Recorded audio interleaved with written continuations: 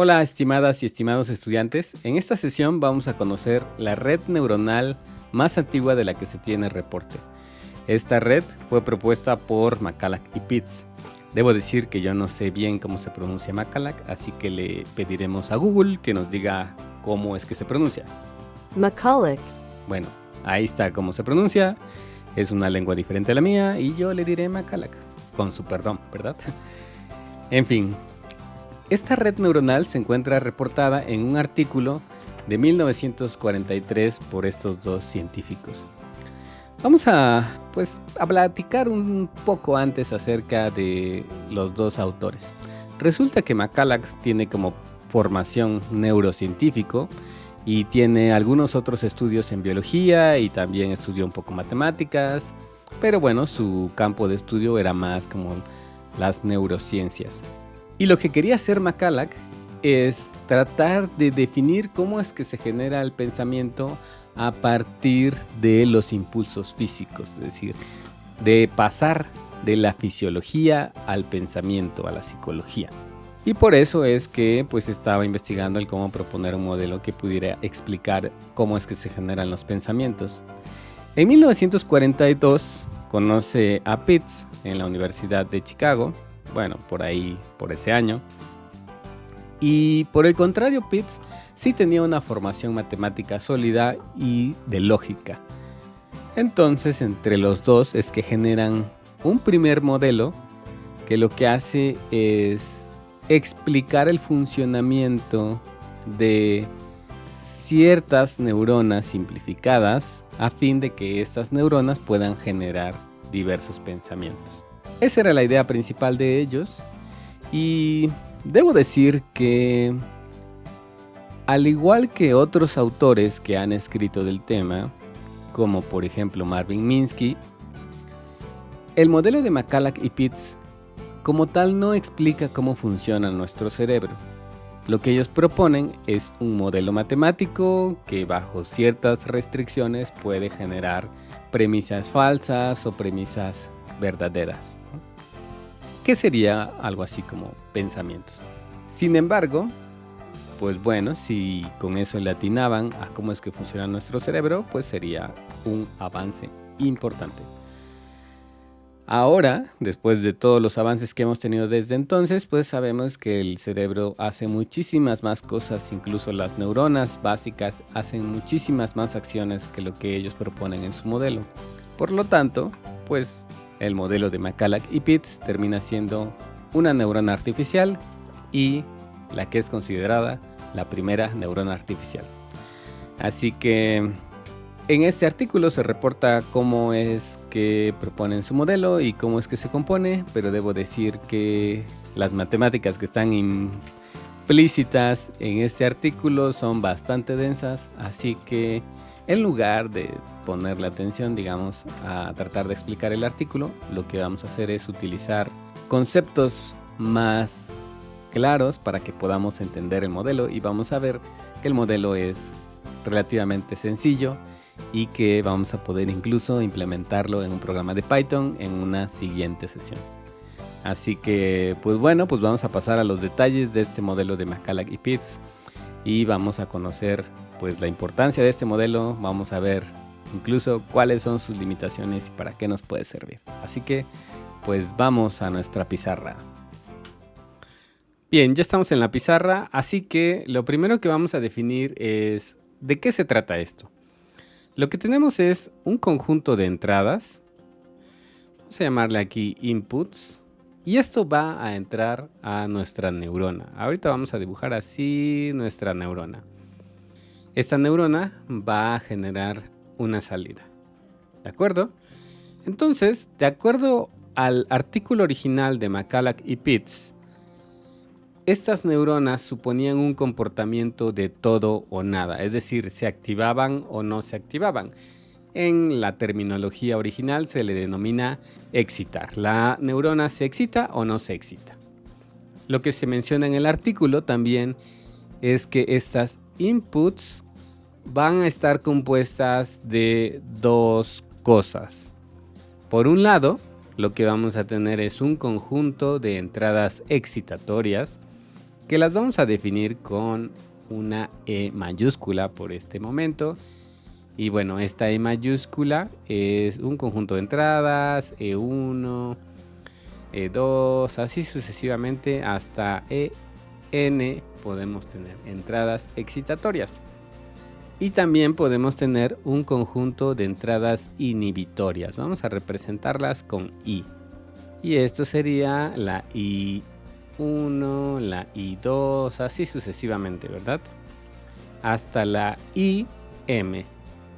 Esto porque la cantidad de entradas excitatorias e inhibitorias puede ser diferente, no tiene que ser lo mismo. Incluso podría darse el caso que no tengamos entradas excitatorias o no tengamos entradas inhibitorias. La primera característica de este modelo de McCulloch y Pitts es que estas entradas y la salida solo van a ser binarias, es decir que nuestras entradas E, subíndice J, para no replicar la letra I, vamos a ponerle subíndice J, pues solo pertenecen al conjunto de 0 o 1. Entonces decimos que nuestras entradas excitatorias solo pueden tomar valores de desactivada, que sería 0, o excitada, que sería 1. De la misma forma, nuestras entradas inhibitorias, la IJésima, pues también va a pertenecer solo a este conjunto, que va a ser 0 o 1. Entonces podemos ver que solo van a tener dos valores, verdadero o falso, 0 o 1, como lo querramos ver. Y la salida solo va a ser una, output, y de esta misma forma va a pertenecer al 0 o al 1. Ya una vez que pusimos el comportamiento, digamos, de todo o nada de este tipo de neuronas, McCulloch y Pitts definen un elemento extra que se va a llamar umbral. Entonces lo vamos a poner aquí, y este umbral, a diferencia de las entradas o de las salidas, nuestro umbral sí va a poder tener valores naturales, ¿ok? Va a poder tener valores naturales o valores positivos, vamos a poner aquí, incluido el 0 que va a poder tener, ¿ok? El umbral va a poder ser 0, 1, 2 o cualquier valor natural. Vamos a recorrer esto hacia arriba para que podamos poner un pequeño ejemplo de una neurona de McCulloch y Pitts. Entonces vamos a suponer que tenemos nuestra neurona y así es como se dibuja, ya de acuerdo a la literatura, ¿no? Es así como se dibuja. Y en lugar de tener un U igual con 0, vamos a ponerle un U igual con 1. ¿Sale? Eso nos va a generar una salida y vamos a definir las entradas, ¿verdad? Vamos a suponer que esta neurona tiene una entrada excitatoria, es decir, tiene un E que solo va a tener un elemento que va a ser el E1.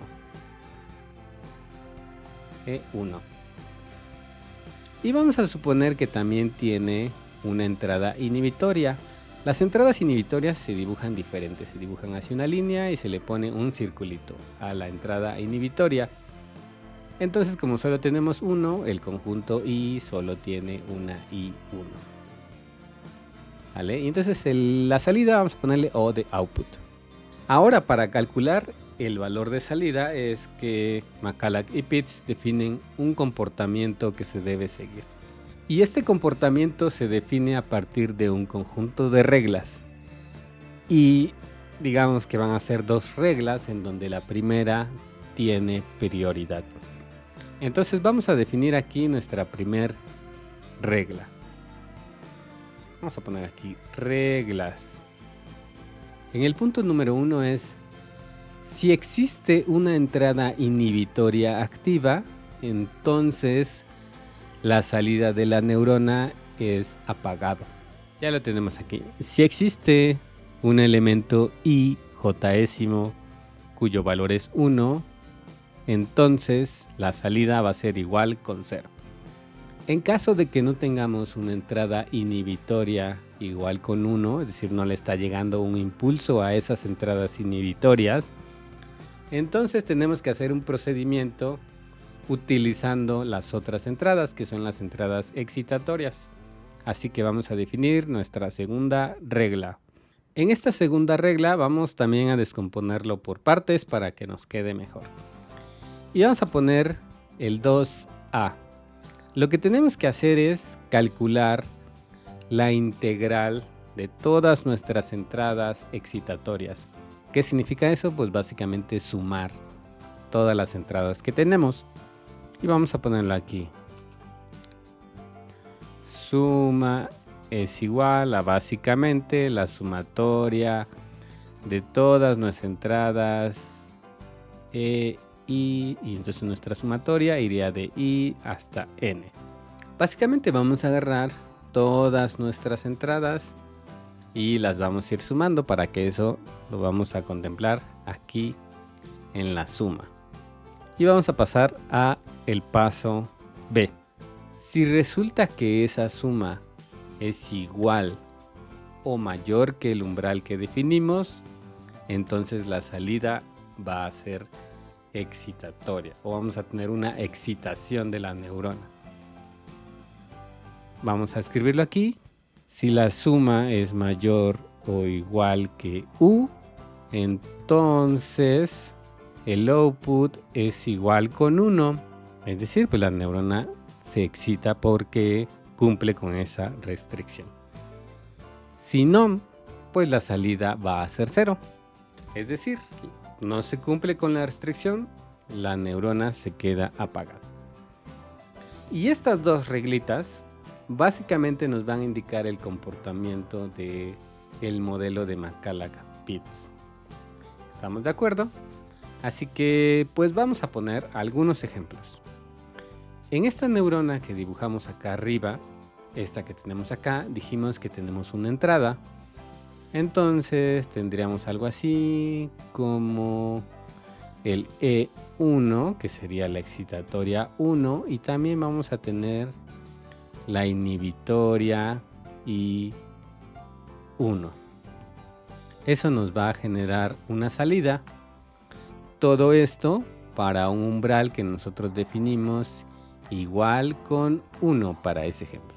Sabemos que las entradas y las inhibitorias solo pueden tener valores de 0 o 1. Entonces vamos a ver qué pasaría con los casos, ¿no? Porque no sería tan difícil aquí poner todos los casos.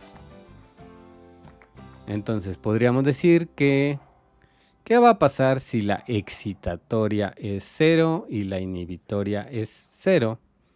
¿Ok?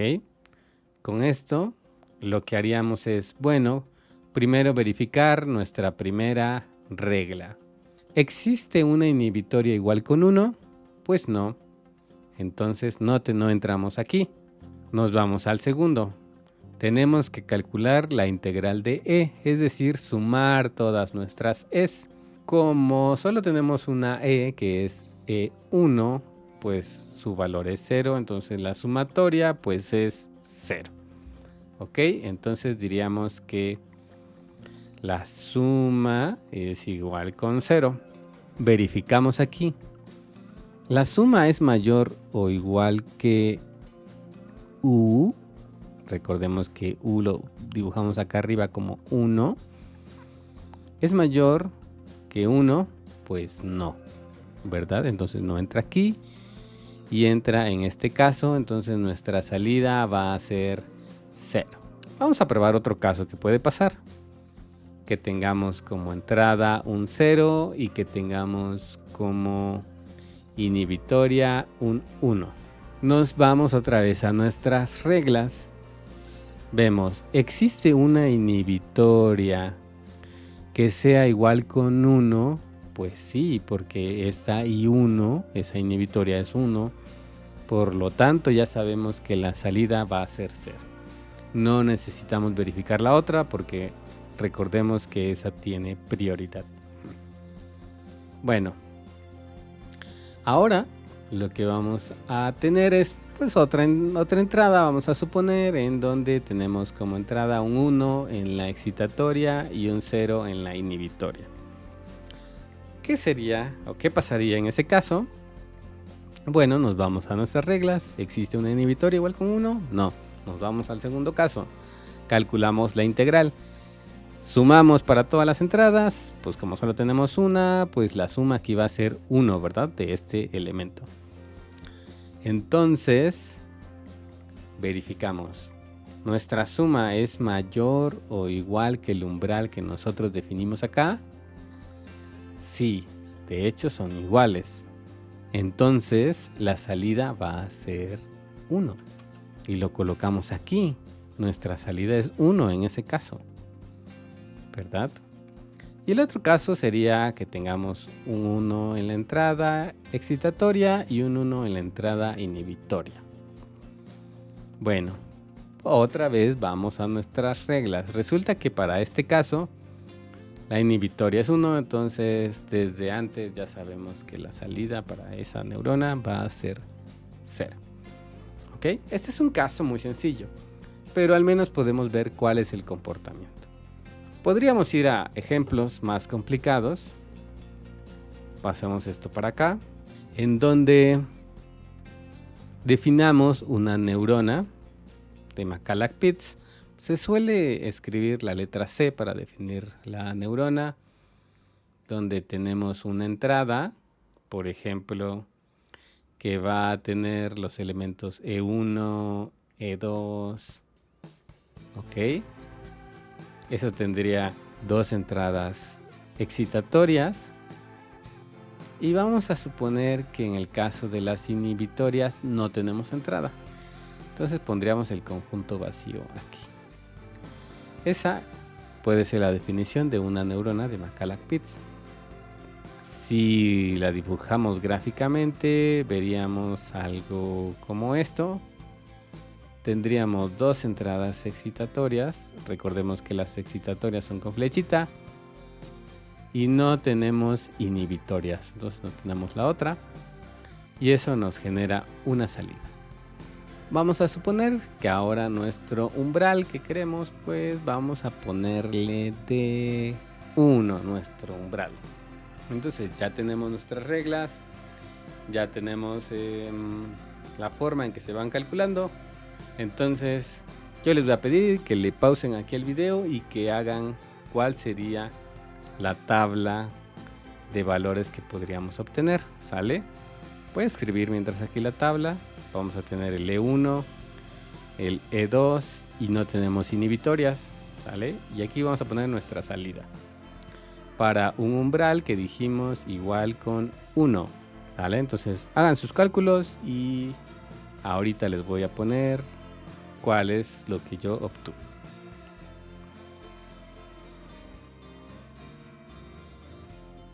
Bueno, en el primer caso vamos a tener la suma de 0 y 0. Y lo comparamos con 1 y eso pues nos va a dar 0. En el siguiente caso vamos a tener una suma. Voy a poner aquí la suma para que pues tengamos como idea, ¿no? La suma aquí nos daría 0, en la siguiente nos daría 1 y entonces 1 se compara con el umbral y decimos, ok, entonces la salida es eso.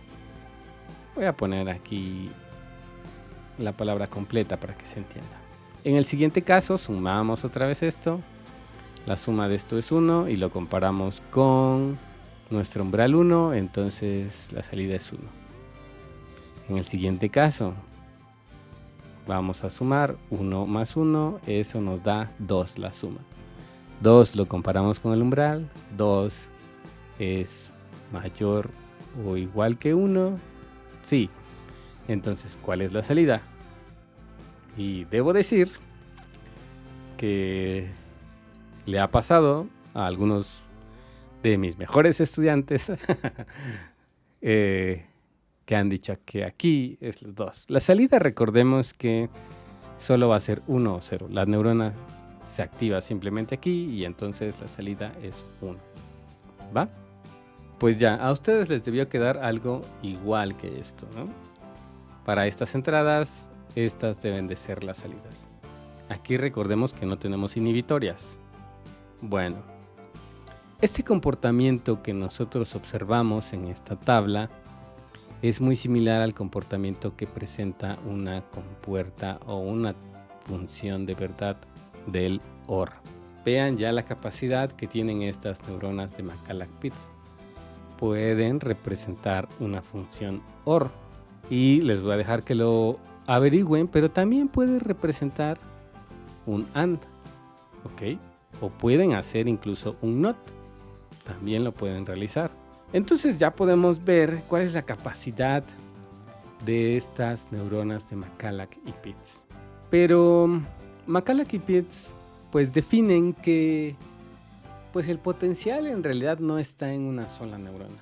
El potencial está en tener un conjunto de neuronas que puedan generar un procesamiento más complicado. Podríamos definir neuronas, así que tienen diversas entradas.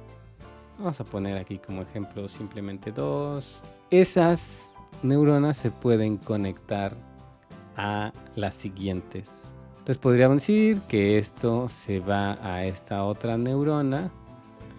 Estas salidas pueden conectarse tanto a conexiones de excitación o a conexiones de inhibición. Por ejemplo, esta vamos a conectarla aquí a inhibición.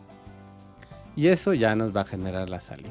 Macalac y Pitts en su propuesta original son muy formales en decir que el proceso de la inferencia toma un cierto tiempo. Y una vez que tenemos la inferencia, la siguiente inferencia nos va a tomar otro tiempo. Y así sucesivamente se van acumulando los tiempos. Estos tiempos pueden ser muy importantes para sistemas, por ejemplo, digitales, ¿no? Que se requiere un tiempo en el que se van haciendo los cálculos, en lo que se estabilizan los valores. ¿Okay? Y bien, pues podemos ya platicar, una vez que ya tenemos como el concepto claro. Si alguien no tuviera el concepto tan claro, pues bueno, que nos comente, nos pregunte si el concepto todavía no está tan claro. Pero ya podemos ver cuál es su potencial. Lo que tal vez podríamos comentar extra es por qué entraron en desuso este modelo de Macalac y Pitts y fue reemplazado después por el modelo del perceptrón. Entonces, la primera restricción es que tenemos un sistema binario de todo o nada. Solo podemos representar entradas con ceros y unos. Eso, pues bueno, tendríamos que hacerlo más complicado para incluir valores reales. ¿Okay? Se puede hacer, pero se vuelve más complicado incluir valores reales. La otra, y que creo que es una de las más fuertes, es los métodos para entrenar estas neuronas, pues fueron relativamente o se estancaron. Entonces es difícil entrenarlas, este tipo de neuronas, por la función del cálculo que hacen. ¿Okay? No es tan fácil como inferir qué tenemos que cambiarle para que nos dé la salida que nosotros deseamos. Y también resultó que después teníamos mucha capacidad de electrónica analógica que podía representar valores reales, ¿sale? Entonces, bueno, pues también se fue por ahí. Y pues resultó que el modelo que vamos a ver ya a continuación, que sería el modelo del perceptrón de Rosenblatt, pues tiene ciertas mejoras que aumentan la capacidad de esta neurona de Macalac y Pitts. Bien, pues aquí vamos a dar por terminada esta sesión y en una siguiente sesión lo que vamos a hacer es programar este modelo de Macalac y Pitts para que lo tengamos y sepamos cómo es que se programa en Python y NumPy. Así que hasta luego.